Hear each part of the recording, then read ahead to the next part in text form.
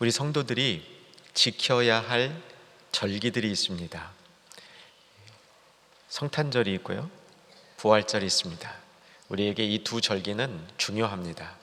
우리가 365일 늘 같은 리듬으로 신앙생활을 하는 것은 쉽지도 가능하지도 않습니다.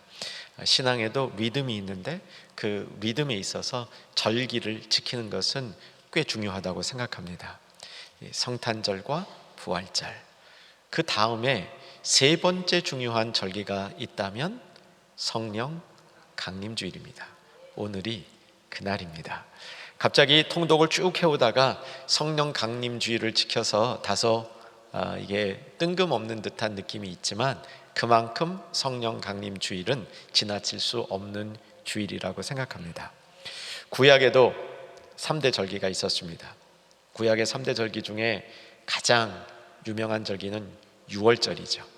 이스라엘 백성이 출애굽을 할 때 이스라엘 백성들의 장자들은 어떠한 해도 당하지 않았고 그 이외에 애굽에 있는 모든 집안의 장자들이 죽게 되는, 그러니까 재앙이 넘어가는 유월절, 하나님의 구속을 보여주는 유월절이죠. 근데 그 유월절에 예수님이 십자가 달리시고 부활하셨습니다. 그러니까 구약의 유월절이 신약으로 오면서 부활절이 된 겁니다. 구약의 또 절기 중에 오늘은 이름만 말씀드리겠지만 초막절이란 절기가 있어요. 그리고 또 다른 세 번째 중요한 절기가 오순절입니다. 그 오순절날 성령 강림 사건이 있었습니다. 유대인들은 유월절이 지나고 7주 후에 오순절을 지켰습니다.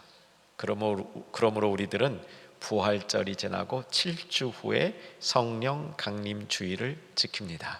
여러분이 충영교회를 출석하시는 동안은 거의 예외 없이 부활주일을 지키고 조금 있다 보면 성령 강림하셨네, 이런 날을 지키게 될 겁니다. 이때마다 성령님과 함께 살아가는 신앙이 얼마나 중요한지를, 성령께서 내 개인의 신앙뿐 아니라 우주적으로 어떠한 역사를 펼치신지를 아는 것, 이런 지식들이, 이런 경험들이 매년 더해질 수 있기를 소망합니다.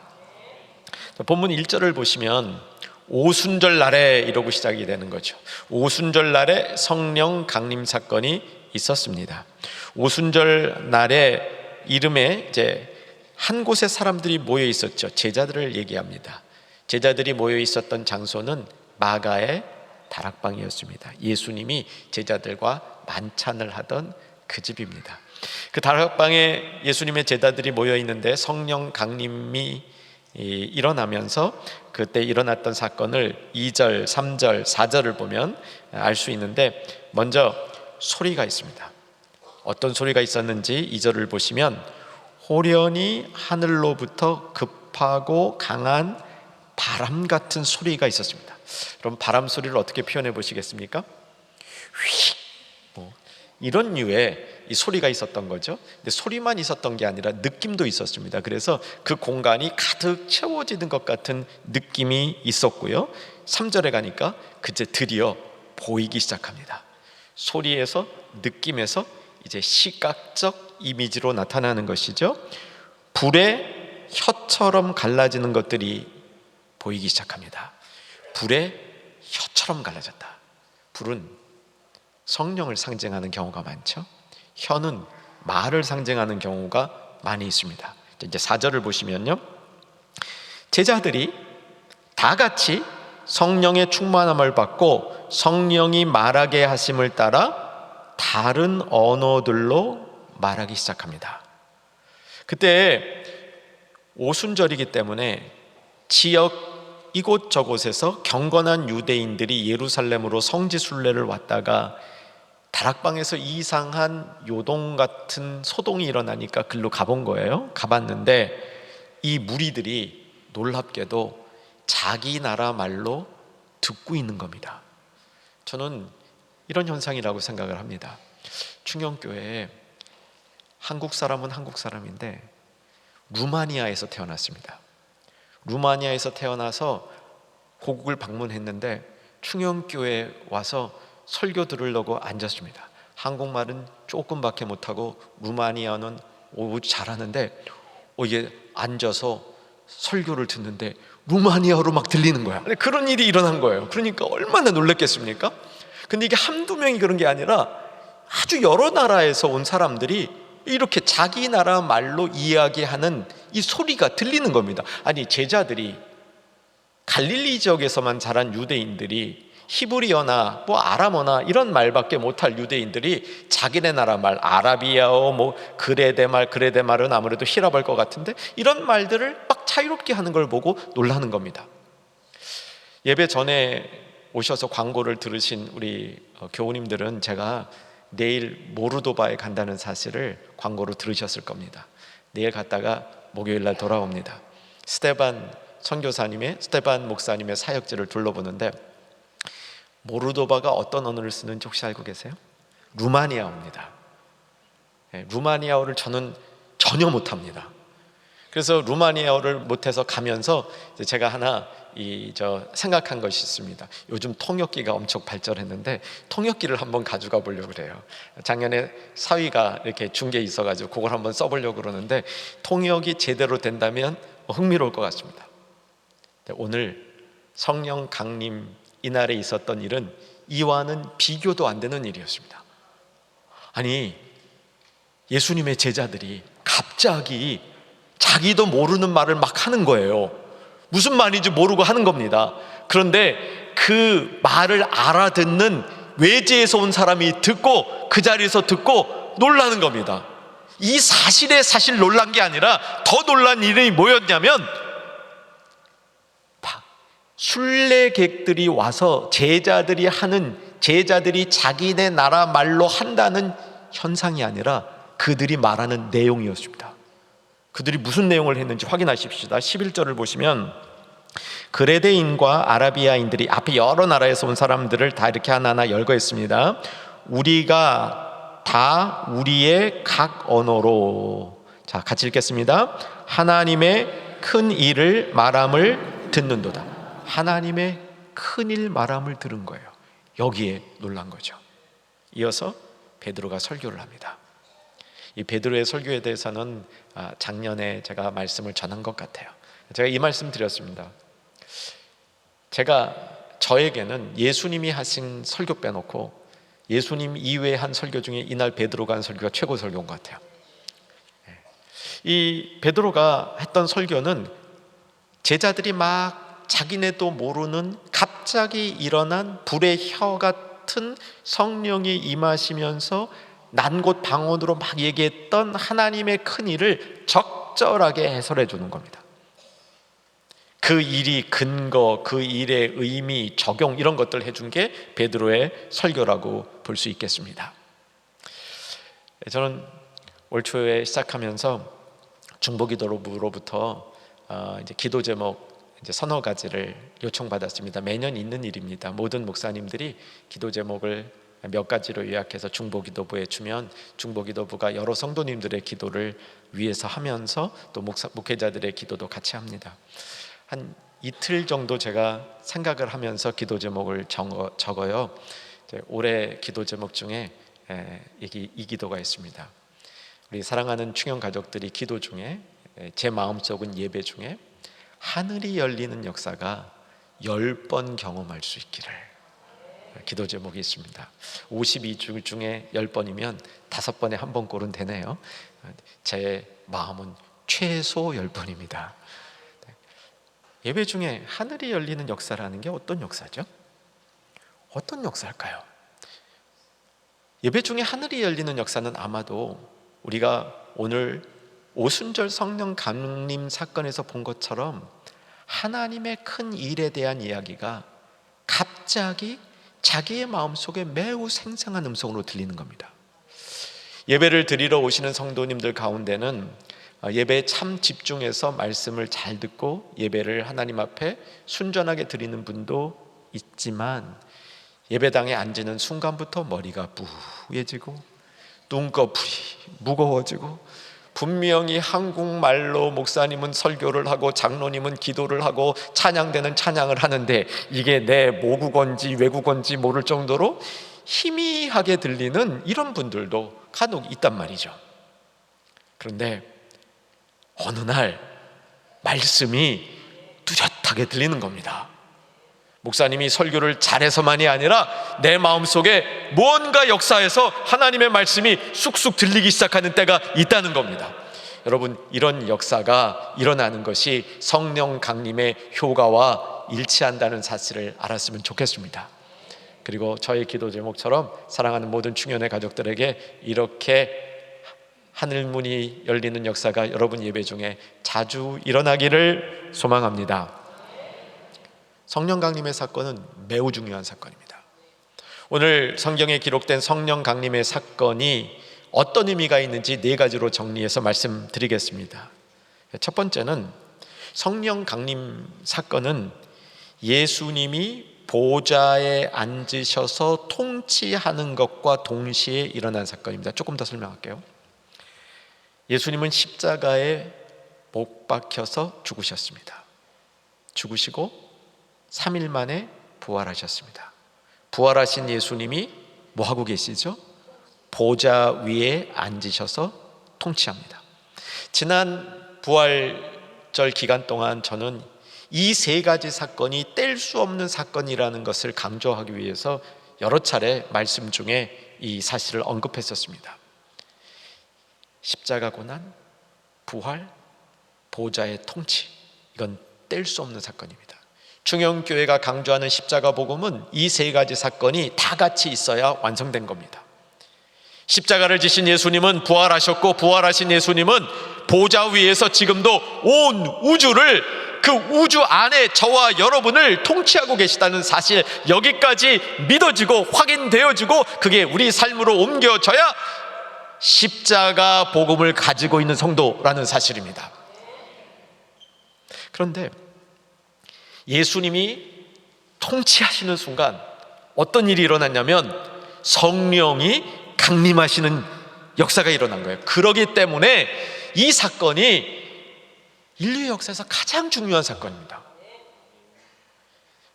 하나님이 세상을 창조하시고 마지막에 세상을 마무리하실 때까지 수많은 역사적인 사건이 있지만 가장 중요한 사건은 이 사건이 된다는 것이죠. 다시 한번 이제 이 부분을 확인해 봅니다. 사도행전 2장 36절로 갑시다. 베드로 설교 중에 하이라이트입니다. 핵심 부분입니다. 2장 36절 같이 한번 집중해서 읽었으면 좋겠습니다. 그런즉 이스라엘 온 집은 확실히 알지니 너희가 십자가에 못 박은 이 예수를 하나님이 주와 그리스도가 되게 하셨느니라. 주와 그리스도가 되게 하셨다. 이거로 베드로가 강력하게 말씀을 맺은 거예요. 주와 그리스도가 되게 하셨다. 누가 십자가에 못 박았다고요? 너희가. 아니, 이 사람들이 예수님의 십자가를 못 박게 한 사람들이 아니잖아. 이 사람들은 순례객들이에요. 그런데 너희가 찔림을 받아요. 여러분이 십자가에 예수님 못 박았습니까? 실제로 박았습니까? 아니잖아요. 그런데 우리가 예수님을 십자가에 못 박았습니다. 이게 내 고백이 되는 순간 우리는 깊은 은혜에 빠지는 거죠. 그 예수를 하나님이 살리셔서 어떻게 되셨다? 주와 그리스도가 되게 하셨다. 이것은 가장 기본적인 고백의 모습입니다. 예수님이 나의 주와 그리스도시라. 세례 받을 때마다 이 문답을 하죠. 그대는 예수님이 그대의 구주와 주님이신 것을 믿습니까? 아멘이세요? 주와 그리스도가 되게 하셨다. 주는 주님이란 뜻이고요, 그리스도는 구주란 뜻이에요. 구원자, 구주가 되셨다. 주와 그리스도가 되게 하셨다는 고백이죠. 이 고백이 바로 아까 말씀드린 것처럼 예수님이 십자가에 달리실 뿐만 아니라 부활하셔서 하늘 보좌에 앉으셔서 세상을 통치하는 그 예수님에 대한 고백인 겁니다. 자, 또 한 절 봐야 됩니다. 33절. 자, 33절을 보시면 같이 한번 33절도 집중해서 읽으십시다. 하나님이 오른손으로 예수를 높이심에 그가 약속하신 성령을 아버지께 받아서 너희가 보고 듣는 이것을 부어 주셨느니라. 완전 요약돼 있죠. 하나님이 오른손으로 예수를 높이시매 보좌에 앉으셨을 때에 그가 약속하신 성령을 아버지께로부터 받아서 너희에게 지금 보는 성령 강림의 사건으로 부어 주셨다는 겁니다. 그러니까 예수님의 보좌 통치와 성령의 강림이 뗄 수 없는 관계 가운데 있고, 이 두 가지 사건이 합쳐짐으로 인류 역사의 가장 중요한 순간이 되었다 믿으시기 바랍니다. 성령 강림의 사건은 그래서 첫 번째 인류 최대의 사건입니다. 예수님이 보좌에 앉으셨기 때문에 일어난 사건입니다. 예수님이 보좌에 앉으셔서 통치하는 것은 하나님 구원 계획의 핵심입니다. 두 번째, 성령 강림의 의미는 이렇게 강림하여 내려오신 성령님께서 어디에 계시냐는 겁니다. 내 안에 계시다는 거예요. 내주하는 성령님. 성경 하나 보겠습니다. 디모데후서 1장 14절 자막으로 봅니다. 우리 안에 거하시는 성령으로 말미암아 내게 부탁한 아름다운 것을 지켜라. 우리가 어떤 선한 일을 할 수 있는 것, 하나님께 순종할 수 있는 이 모든 일들이 우리 안에 거하시는 성령님으로 말미암은 사건이라는 거죠. 성령님이 우리 안에 어떻게 거하십니까? 강림하셔서 우리 안에 거하시는 겁니다. 구약에 성령님이 여러 가지 모습으로 나타납니다. 구약에 나타나는 성령님의 모습을 살펴보면 이게 쉽지는 않지만 여러분 쭉 통독을 하시다 보면 구약에도 성령님의 이런 사역이 나타나네 라는 사실을 알 수 있게 됩니다. 구약의 성령님께서 이렇게 나타나는 사건들은 몇 가지 모습으로 나타나는데 주로 예언의 영으로 많이 나타나요. 그래서 이제 선지서를 읽다 보면 선지자들이 예언할 때 성령님을 통해서 예언하게 됩니다. 그리고 세상이 창조될 때부터 성령님이 계셨어요. 그 성령님이 여러 가지 모습으로 역사하셔요. 그리고 그 성령님은 앞으로 오실 정말 성령께서 강림하실 그날에 대한 예언도 있어요. 그 예언이 요엘서 2장에 나타납니다. 그리고 그 요엘서 2장을 베드로가 이 오순절 성령 강림 때에 요엘서를 인용해서 설교를 합니다. 자, 요엘서 인용을 보겠습니다. 사도행전 2장 17절, 사도행전 2장 17절 16절부터 제가 봐드릴게요. 이는 곧 선지자 요엘을 통하여 말씀하신 것이니 일러스되, 같이 읽겠습니다. 하나님이 말씀하시기를 말세에 내가 내 영을 모든 육체에 부어주리니, 거기까지만. 너희가 너희의 자녀들은 예언할 것이요 너희의 젊은이들은 환상을 보고 너희의 늙은이들은 꿈을 꾸리라. 전체가 성령의 임재하심을 경험하게 된다는 거예요. 언제? 말세에. 말세에 내가 무엇을? 내 영을 누구에게? 모든 육체에게 부으신다. 이게 성령 강림에 대한 구약의 대표적인 예언인 것이죠. 이 예언이 성령 강림의 날 이루어진 겁니다. 자, 성령께서 내주 내 안에 계실 때 내 안에 계신 성령님 어떤 일을 하시냐면요, 성령의 열매를 맺게 해주십니다. 여러분 안에 성령이 있으심을 확인하시기 바랍니다. 내가 예수님을 주와 그리스도로 받을 때, 그때 내 안에 성령께서 거주하고 계신 거예요. 살고 계신 겁니다. 내 안에 살고 계신 성령님은 내 안에서 성령의 열매를 맺게 해주심으로 역사하시는 겁니다. 성령의 열매는 9가지 열매 이외에도 많은 열매들이 있죠. 성령의 열매가 맺어질 때, 성령의 열매가 맺어지면서 우리 안에 마음이 깨끗해지는 역사가 먼저 일어납니다. 성령은 우리 안에서 우리의 마음을 정화시키는 일을 하는 것이죠. 로마서 12장 2절 말씀, 너희는 이 세대를 본받지 말고 오직 마음을 새롭게 함으로 변화를 받아. 이게 성령께서 우리 안에서 역사하시는 역사의 모습인 겁니다. 디도서 3장 5절에서 중생의 씻음과 성령의 새롭게 하심, 이게 우리가 받은 구원의 모습이면서 내주하는 성령께서 우리 안에 하시는 일이죠. 내주 안에 하시는 성령께서 우리 안에 열매를 맺기 위해서 깨끗하게 하실 때 우리를 날마다 새롭게 하는 역사도 일으키십니다.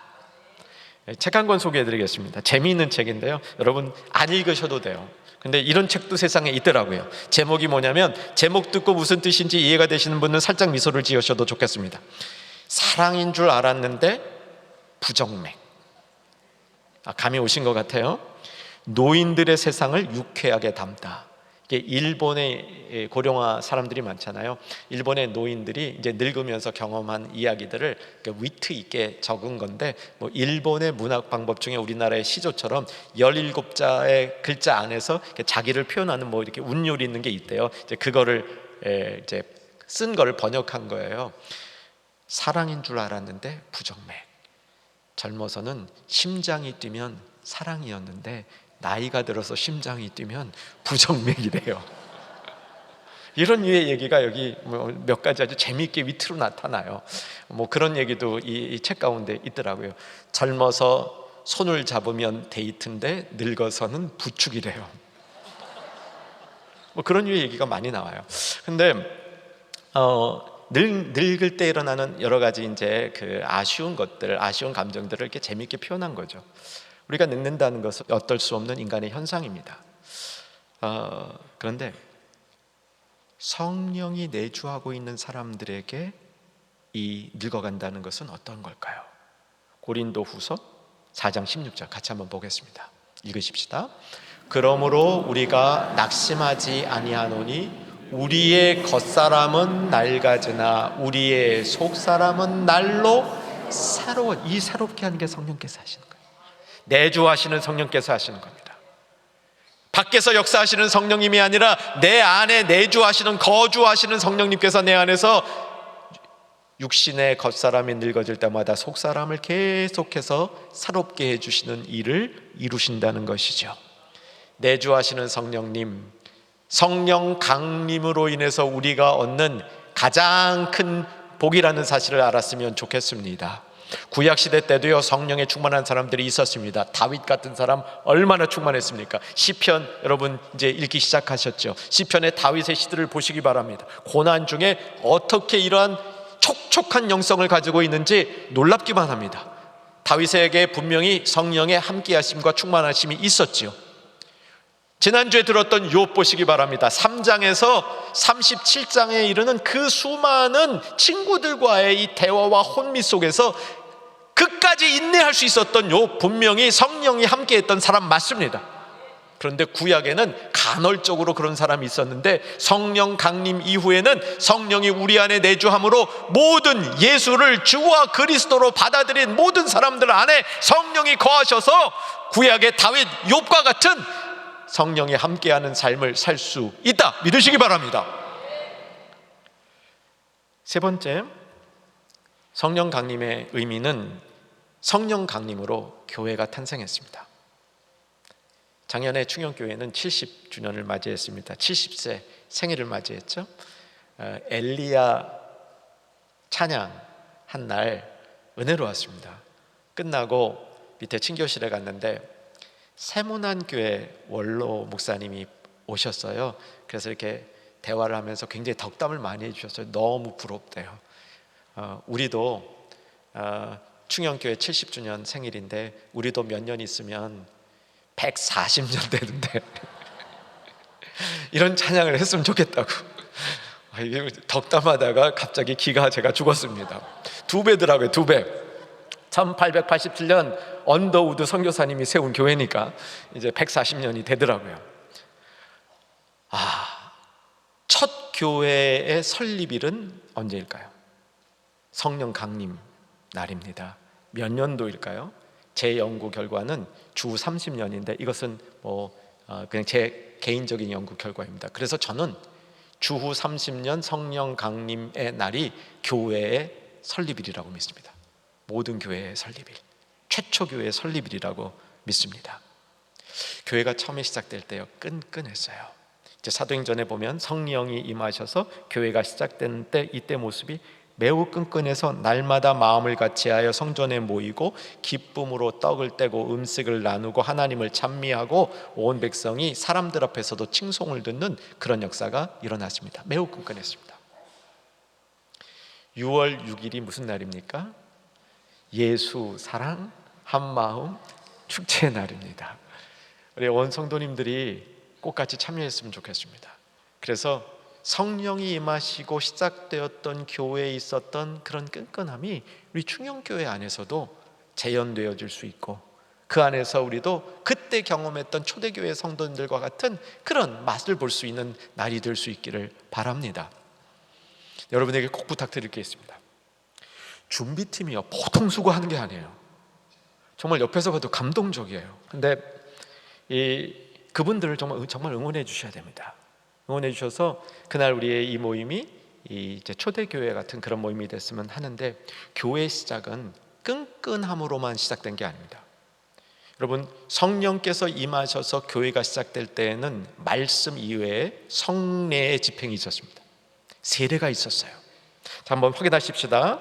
38절 말씀, 아까 36절에서 너희가 십자가에 못 박은 이 예수를 하나님이 주와 그리스도가 되게 하셨느니라 하니까 성령이 듣는 사람들의 마음을 찔러가지고 이들이 사도들에게 질문하는 겁니다. 우리가 어찌해야 합니까? 38절에서 베드로가 이르되 너희가 회개하여 각각 예수 그리스도의 이름으로 무엇을 받고 세례를 받고 죄사함을 받으라. 그리하면 성령의 선물을 받으리라.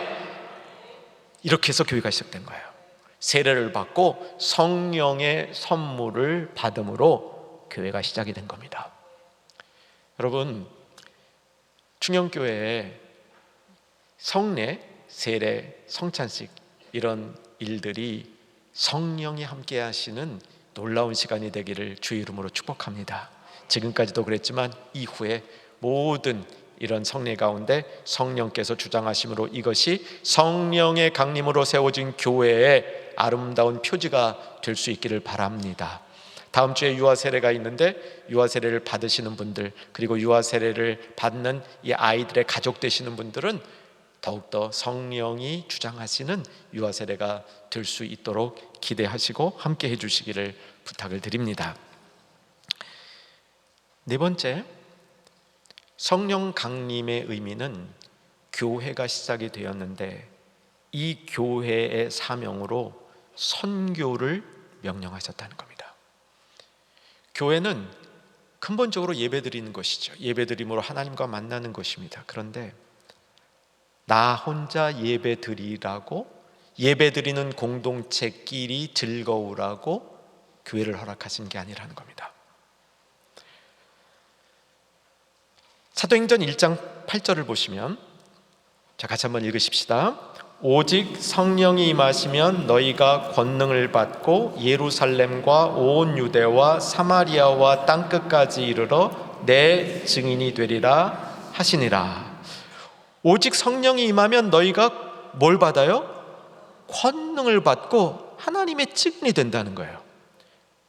성령이 임하실 때 그 성령은 우리로 하여금 하나님의 증인 되게 한다는 겁니다. 개별적으로만 하나님의 증인 되는 게 아니라 교회를 세우시고 이 교회의 사명이 증거하는 선교적인 교회가 되도록 원하시는 것이 성령 강림의 이유 중에 하나라는 겁니다.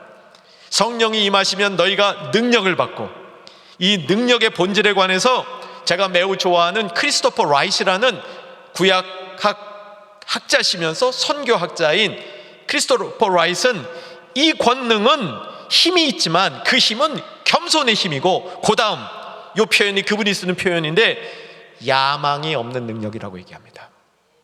여러분, 이런 능력을 받는 겁니다. 성령께서 역사하실 때 겸손과 야망이 없는 능력, 교회도 이런 능력을 받아야 한다는 것이죠. 여러분, 구원 받으셨습니까? 구원 받으셨으면 겉으로든 속으로든 아멘 한번 하십시다. 구원 받은 사람이 해야 될 일이 무엇인지 오늘 쭉 이 말씀을 우리가 들으면서 또 통독을 하면서 나의 구원을 작은 시각으로 보지 않고 넓은 성경의 시각에서 한번 바라볼 수 있었으면 좋겠습니다. 물론 구원은 나와 예수님과의 관계가 맺어지는 겁니다. 그 관계가 탄탄하게 맺어지는 겁니다. 뗄 수 없게 맺어지는 것이죠. 그래서 구원에는 수직적인 관계가 있습니다. 나와 예수님과의 관계가 맺어지는 것이죠. 그런데 거기로 끝나지 않습니다. 여러분, 구원을요, 성경을 통독하시면서 내가 받은 구원이 개인적인 것이긴 하지만 하나님의 구원의 역사, 하나님의 구원의 큰 계획이라는 대서사, 큰 서사 안에 있는 한 부분이라는 사실을 이해하면 몹시 도움이 됩니다. 하나님이 세상을 창조하셨죠. 창조하실 때 인간으로 하여금 자발적으로 하나님을 경배하도록 만드셨습니다. 그런데 인간이 죄를 지었어요. 쫓겨나 버렸습니다. 그 이후에 하나님은 쫓겨난 인간을 다시 회복시키려는 계획을 펼치시죠. 그런데 가만 놔두니까 점점 더 나빠져. 그래서 노아 홍수 있었던 거예요.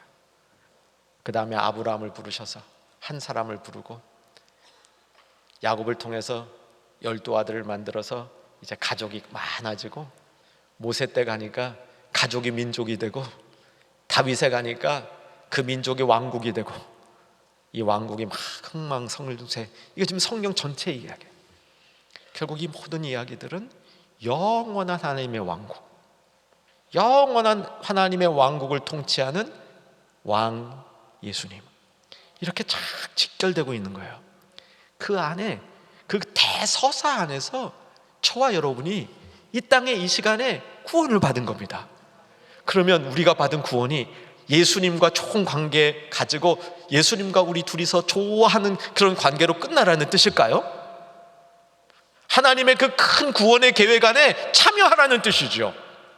그래서 하나님이 이끌어가는 이 구원의 대서사 안에 구원받은 백성이 그 중에 한 몫을 담당하도록 부르신 것이죠. 이게 선교적인 부르심인 겁니다. 교회뿐만 아니라 개인도 선교적인 부르심으로 우리들을 불러주신 것이죠.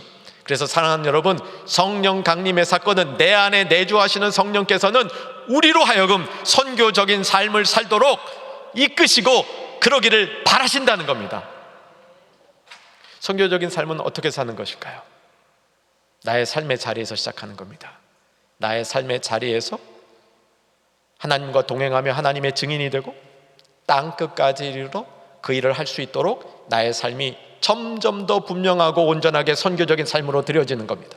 이것은 구원받은 사람의 책무인 것이죠. 성령 강림 사건을 통해서 구원받은 성도들은 이 일을 해야 될 사명을 갖고 있는 겁니다. 맷돌 아시죠? 맷돌에 콩 뭐 이런 걸 집어넣으면 넣고 갈아요. 갈면 뭐가 들어가든지 간에 다 갈려서 이렇게 그 갈린 그 결과물이 나오게 되어 있습니다. 악마의 맷돌이라는 표현이 있어요. 영어권에 있는데요. 악마의 맷돌은 들어가는 게 뭐가 들어가든 다 나빠지는 거야. 나오는 건 나빠요. 이 시대를 그렇게 비유합니다.